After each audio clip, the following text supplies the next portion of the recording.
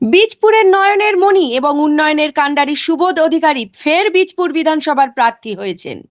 কাঁচরাপাড়া 1 নম্বর ওয়ার্ডের ডাকাত কালী মন্দিরে পুজো দিয়ে প্রচার পর্ব শুরু করলেন তিনি। প্রচারে রাস্তায় নামতেই চোখে পড়ল জনতার ঢল এবং উৎসাহী মানুষের ভিড়। কাজের মানুষ, কাছের মানুষ, সুবোধ অধিকারীকে কাছে পেয়ে আপ্লুত সবাই। সাংবাদিকদের মুখোমুখি হয়ে কি বললেন বীজপুরের উন্নয়নের কাণ্ডারি সুবোধ অধিকারী, দেখে নেব এই কালের সেই বিশেষ প্রতিবেদন।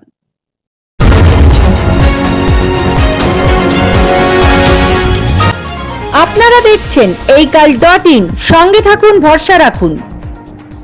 আমি বারবার বলি, আমাদের মুখ্যমন্ত্রী মমতা বন্দ্যোপাধ্যায় যে উন্নয়ন প্রকল্প, সে 10 কোটি আবমন জনতা মানুষের কাছে পৌঁছে গেছে। মানুষ বোঝে তার ভালোটা। মমতা বন্দ্যোপাধ্যায় নামে যত সবাই কুচ্ছা করুক, দিনের শেষে রাতের সাথে জানে 10 কোটি মানুষ কি মমতা বন্দ্যোপাধ্যায় ছাড়া এই বাংলা কেউ উন্নয়ন বা এরকম সামাজিক যে প্রকল্প করতে পারে না। সেই জায়গায় দাঁড়িয়ে 324 ঘন্টা যারা কাউন্সিলর রয়েছেন, চেয়ারম্যান রয়েছেন, এমএলএ রয়েছে, এমপি রয়েছে, মানুষের সেবা করছে। আর ঠিক সেইভাবে আমাদের ভারতবর্ষের মধ্যে সামাজিক রাজনৈতিক দল তৃণমূল কংগ্রেসের সকল স্তরের শ্রমিকরা, আপনারা মাদার থেকে শুরু করে, যুব থেকে শুরু করে, মহিলা থেকে শুরু করে, ট্রেড ইউনিয়ন থেকে শুরু করে সকল স্তরের আমরা আছে, তারা 365 দিন মানুষকে সেবা করছে। দাদা, দেখা যাচ্ছে প্রচারে বেরিয়েছে যখন, সেখানে বয়স্ক বয়োজ্যেষ্ঠ মহিলারা আপনাকে আশীর্বাদ করছে, কিভাবে দেখছে? নিশ্চয়ই, আমাদের তো মানুষের 24 ঘন্টা আমরা থাকি মানুষের সাথে 365 দিন।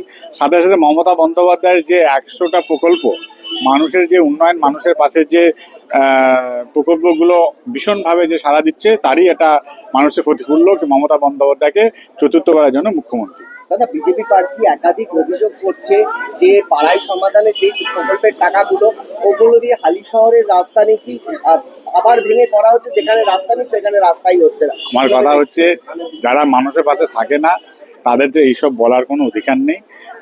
অধিকার থাকতেই পারে, গণতন্ত্রভাবে সে বুঝলি বলতেই পারে, কিন্তু মানুষ দিনের শেষে সেটা বিচার করবে।